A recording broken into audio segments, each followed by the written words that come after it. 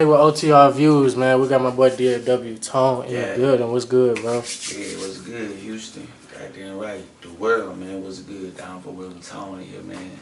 For sure, bro. Now tell us real quick, bro, because we know you had the other Graham. Tell us how you got to switch to Graham and all of that. Yeah, man. I honestly, man, I don't know how. I was working the both of them. You know what I'm saying? I had the company Straight Slab, the car company, and then I got my own Instagram, and then I was having problems advertising too, so I had to close one and open one. Next thing you know, I couldn't get back in the DFW tone. So my new Instagram is Rose Face Bastard, which is the old Straight Slab page. You feel me? So it's pretty much the actual following I had on the tone page and a car following too. You know what I'm saying? So it is actually fun too. Cause anytime I post a car, I can get 2,000 views an hour or some shit like that. You know what I'm saying? Cause those are car lovers in my following. Yeah. Plus the music lovers in Houston. But over like the last month or two, I've been curating and changing it. You know what I'm saying? Making the feedback come from folks who like music. Okay.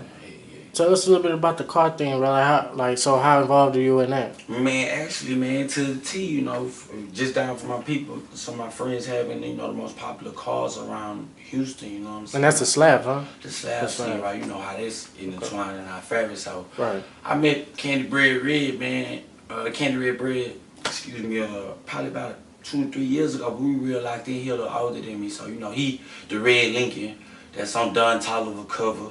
Oh, okay, yeah. I made Nick, true story. I met him the day I met Lil Bow Wow. You know what I'm saying? Yeah. We go pull up and meet Lil Bow Wow. How long ago was that? It's about 3 years ago, man. I meet Lil Bow Wow Hotel there. Me, him, Sergio. Shout out to my boy Sergio. And Lil Bow Wow about 3 feet tall. And but Candy Bread was who he wanted to see off rip because of the car. Right. You know what I'm saying? So yeah. But now Bread, like I said, back to the question, Bread was a nigga who pull up, help, like most people, and what they would do was give people a following to come. So after I started seeing a lot of people come, I'm starting to see nigga, hey, you need to be jamming us in they ride. Right. You know what I'm saying? So I suggest that to anybody, bro, any artist, like try another thing that, you know what I'm saying, make your craft create another baby. Like you might have a popular hat or you know what I'm saying, something. So the car shit was helping us, you know what I'm saying? To be honest, it's an aggressive game. So they was trying to box us out once we got big and shit, you know. And my sister and her ex was like part of owners, and you know what I'm saying, but they actually split and gave me the company. And he got his other company too, man. I'm not sure what the name of it is off top, but Benny, man, Slab Brothers, if I ain't mistaken, man, I think his page is. But my page used to be Straight Slab and one of the biggest followings of like an underground car page, but that shit is hard work. You know what I'm saying? So I don't do that shit no more. I can't lie to you, but I'm very intact with the car scene. Plus me and Pow Wow first song was Slab Dabbing, which I knew to feed off the culture too. And ultimately, I kind of made that song because the dab was hot back then. Right. It's like South now. People do it and don't acknowledge it. So I was like, you know, they slab dabbing. We gonna dab in the slab. Right. And that's how me and Paul pushed that. You know what I'm saying? So how does, for the people that like was wondering too, because I've always wondered this too. So how does the color thing work? Because I see people have like different lines. Right. Well, at one point, Nick, you know, like I'm original too. You know, I'm 30 years old, bro. Born in '89, so that's my niche. I'm like a big homie. Like, they gonna have to put some respect on my name when they address me anytime. You know what I'm saying? They know that. That's about tone. So boom. It was just Northside Red. I mean, Southside Red, Northside Blue. Then time changed, the gangbanging effect, and that's just a click and clean thing, honestly. Cause I got, you know, shout out my nigga Lil Willie, he from Homestead, but we love him in Acres Home. He good both sides, so it depend on how he feel, he gonna change his paint. You might catch him purple slab line, or hey, next summer they might be red. It just depend on what color turned the most heads this year. But it used to be a very aggressive and hands-on game. You know what I mean? Yeah. Like, hey, you go, they got a goal line, niggas, you know. And however else, niggas, your way to identify them, like Saints Row. Purple clip. You know, and hey, whatever come with that. But now it's just a, you know, most like a click thing. You know what I'm saying? Right. So you from Acres Home? I'm from Acres Home. Okay. Yeah. But I spent 10 years in the trade, man. Shout out to Third Ward, because I never not mentioned Third Ward when I mentioned Anchor's Home, you know what I'm saying? If I could be the nigga that's from two hoods, that's me. Right. You know what I'm saying? Because I spent 10 years in the trade, 96 to like, you know what I'm saying? I mean, not 96, like 92 to like 2001, you know what I'm saying? But, Okay. yeah, man. Then, like I said, you know, 11, that's Anchor's Home shit. So, but that's what, you know, made me. But Right. Detroit still embrace me, love me, rock with me, because we got so many years and memories together. You know what I'm saying? We like some stiff guys, like my nigga D Brooks, man. I got a record with Bloodbath I'm working on right now. I'm finna get D Brooks on that, so that's gonna be a you know what I'm saying, a Northside, Southside record for boys to tune in to, man. Okay. Yeah. So which side influenced your music then? Cause you Both, you can man. hear the difference, and Right. like between the two. Right. Both, honestly, dog. I can't lie, because at that time, the Trey had it, man. You got 96, the Kiki, you know, Jam Down Records, T2. It's funny, this play in my head when I wake up for the 9-8, gotta sell 1,000,000 copies. Cause that shit ain't no joke. You know what I'm saying? And if you sold 1,000,000 copies, that was 17 million. Right. 16 million, cool. You know? Then we bust that down with whoever. So Right. you wake up with that on your mind, sell 1,000,000 copies, man. You know what I'm saying? Right. And youngster, them sold 1,000,000 copies. Right. Want to be a baller. Okay. You know, so that South influenced me to say, keep your foot on this business. But the North, like the North is influential. You know what I'm saying? Like Slim had Pharrell on the North. You know what I'm saying? Mm-hmm. So you just add that up, you got me. Right. You know what I'm saying? Right. Yeah, no joke. Okay. So what's some of like the most not I won't say craziest, but like what's some of the most toughest thing that you had to battle with as far as pursuing music and doing every other thing that you do business wise? For women, because I think this is a big thing, people don't speak about, like the mental battle of being street, you know what I'm saying, actually being street and knowing not wanting to go and, you know, well, kill that mind state, kill his mind state, you know what I'm saying, like, I want to be a person, like how I saw them dudes at the hotel, I still want to be like, hey, y'all, like, I want to know if they know about our music, Right. You know what I'm saying, not if we popular enough to get heard by them, Right. y'all need to hit it real. But I know we street. Right. So it's like, you can't even approach people these days. Right. So it's like, that is something you gotta address in music. Cause it's like, damn, how you tell a hood ass nigga you fucking with that? Cause now they got this terminology where, you know, it's dick right now, I'm showing them love. That's the street, you know, having this, all this, it's not cool to, you know, show love type shit or look, you know, turn the other way or, but to me, that's the bigger man. We know that. Right. We know that. So it's like, that's the thing. Like, that's the hardest thing for me, because we street. So we are street. Let me ask you this. So like, what's that borderline between showing support and dick riding? Man, listen, I think that ultimately, like, it's just like, it's like a facade. I can't say. Cause like in Houston, bro, like how I feel is this, right? Okay.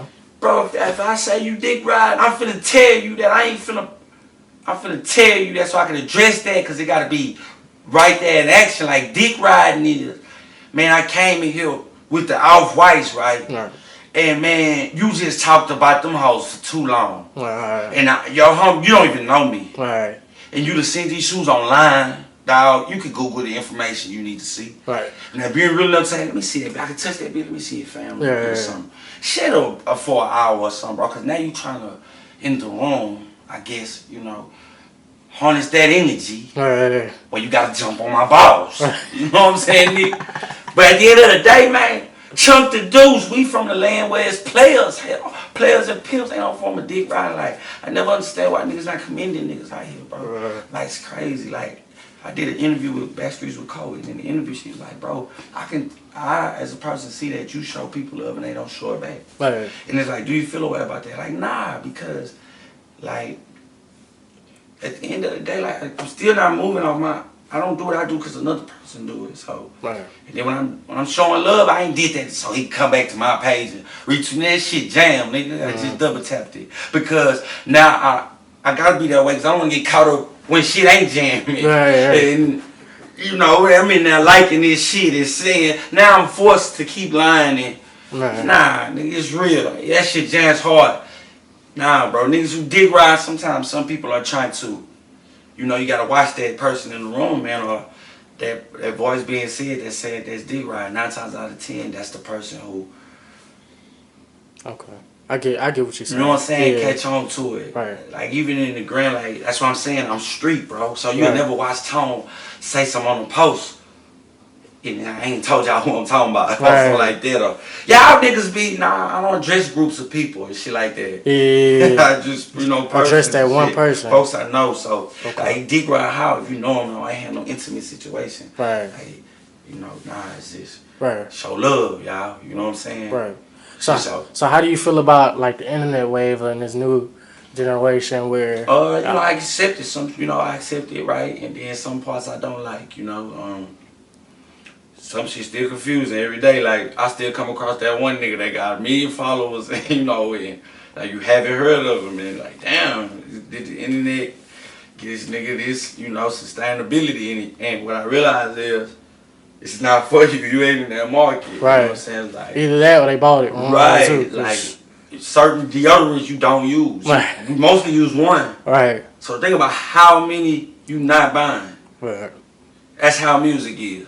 Okay. So I don't get caught up in the internet shit, Nick, or niggas talking about, oh, my blog, how did that blog and this. Nah, real blogs, the ones like, I remember one time, Nick, you went through a phase where you went and you said, I'm meeting people, I'm putting up on it. Yeah. I said, that don't make a post about other blogs and show these people that you connecting people. Right. That's what this fucking blog is for. Right. A service. That's what's gonna make you stand out more than, you know what I'm saying? Right. Right. So it's like, it's still a facade that like Ross Illuminati and that good ass music ain't getting rich. Right. Like, nah, y'all niggas tripping. Right. Stay in the part of the population that define me. Right.